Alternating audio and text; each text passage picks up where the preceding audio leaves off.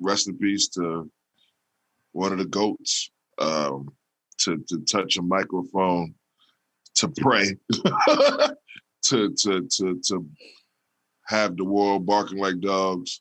You know what I'm saying? DMX, Hey, rest in peace, man. a legend, man. And some people could say, or when somebody dies, they say, a person's gone too soon. Two things that I'm grateful for is his Drink Champs interview before he left and his verses before he left. Because when he addressed in the verses on how he was in a better place, and we got to see DMX fat. Man, that was definitely. You know what I'm saying? We got to see DMX old and fat, and he looked good. You know what I mean? His Drink Champs interview, he explained a lot of different things, but he talked to us and he gave us a moment of clarity, so the world could see. And then he said, "Yo, if I died today, I lived a good life." You know what I'm saying? So I celebrate DMX. I celebrate him being happy, him being home. How y'all feel, man? How y'all feel? Mike, I know you're a big X fan like myself. Yeah. Brandon as well.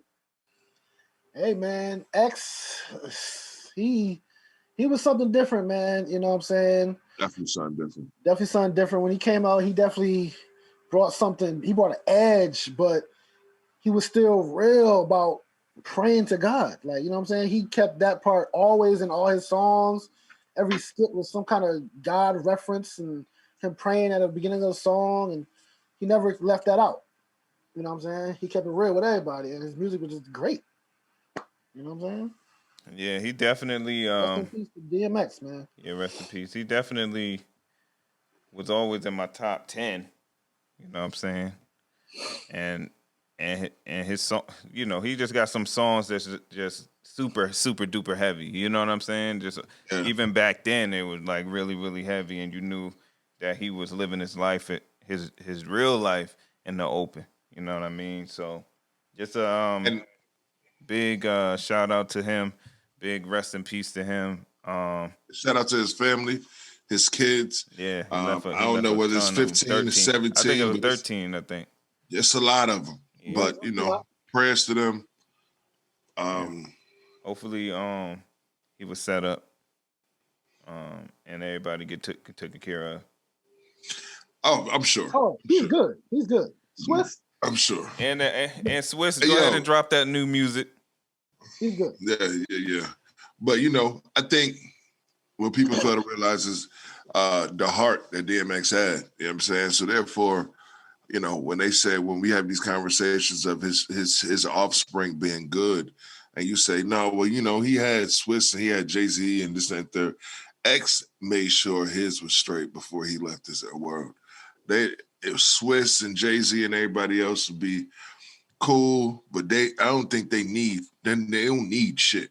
You know what I'm saying? Nah, but give it to him though. If you going yeah. No, I get it. But it's a lot of effed up narratives that are going around about DMX. And it's like, nah, that nigga, I don't know what part of life y'all talking about when DMX went broke. You know what I'm saying? That times Swiss just said a story where this nigga got $30 million in the bank. And that nigga outside, you know what I'm saying? Like outside in the hood with the homeless people, giving clothes off his back, you know what I'm saying? Giving money away, doing something he wanted to do. Even if you follow DMX over the years, you'll see him, you ain't never see him with no glamorous people around him. Even when that nigga was riding four-wheelers, that nigga found the most hillbilliest niggas he could find. And he had a ball. And everybody, you know what I'm saying? And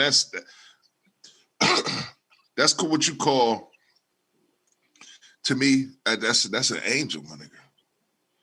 That's an angel. What's y'all take on the newspaper next to the Prince dying?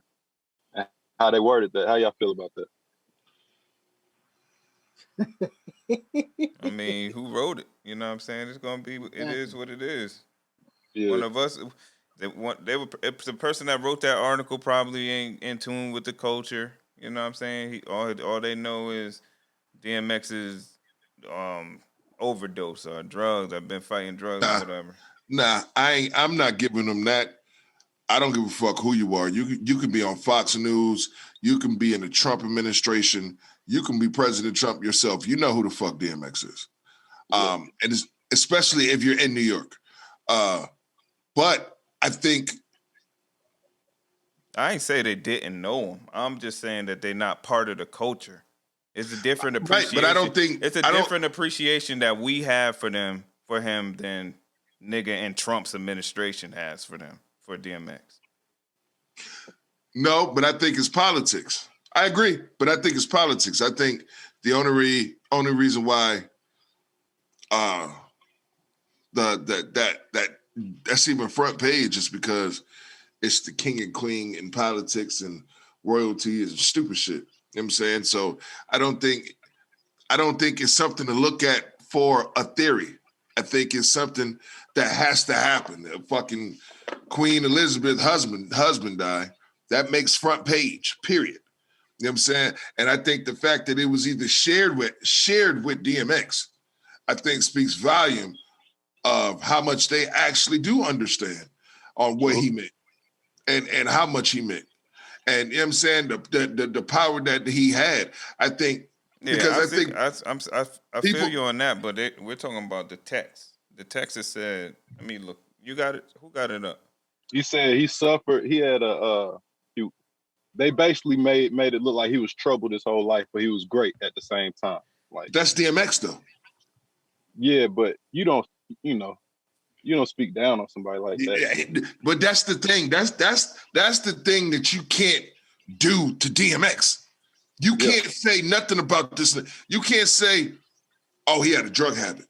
That's not talking down on DMX because he was a better person than you with a drug habit. You can't say, oh, this nigga was this. Oh, this nigga was that. Oh, this nigga was this. Oh, this nigga was that. Because he was a better example of a human being than you. You understand what I'm saying? So it's like, even when you talk, that's his strength. The fact of, I seen this junk bugging me out. Hold on, let me find it real fast. Let's get the next topic ready too, though. That junk said, hold on. That junk said, good job, coach. Good job, coach. I got you. This junk said, DMX was broken as a child. Couldn't imagine your mother beating two teeth out of your mouth with a broom at 6. Imagine at 9, that same mother you seek for love one day drops you off at a shelter and leaves you. Imagine you finally finding a mentor to look up to you and they wish you lay with crack cocaine that'll fuck your life up for the rest of your life. Only friends and comfort as a child was stray dogs. He survived longer than most. One thing I loved that he always had was himself and never faked it. You understand what I'm saying? And when a person has a story like that, their purpose was everything that came from that story. And I feel like DMX fulfilled his purpose.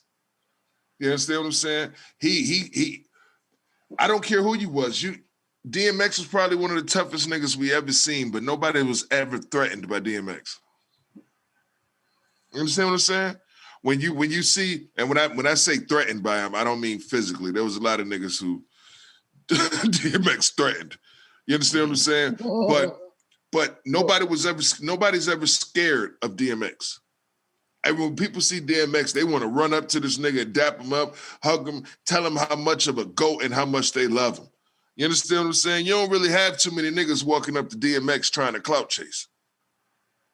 You feel what I'm saying? Mm-hmm. So I don't know. I just, that's a good perspective to look at it. Just off the strength of they had to put Prince up. I mean, or King, or what was he? I don't know who the nigga is. He's royalty. They had to put him up there, but they had to put DMX. They had to put DMX up there. That's dope. You know what I mean? Mm-hmm. So salute to DMX. Rest in peace to DMX. We love you. Salute to his family.